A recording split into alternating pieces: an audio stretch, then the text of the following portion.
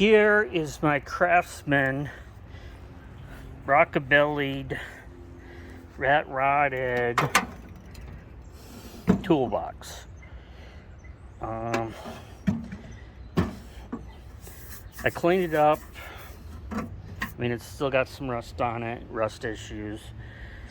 Was trying to save all the vintage paint. Eventually, when I do find some of the vintage paint, I might repaint this the correct way. But for right now, it's going to be my Rockabilly box. So, it's all rotted out. So, I mean, this has patina. Patina boys are probably happy.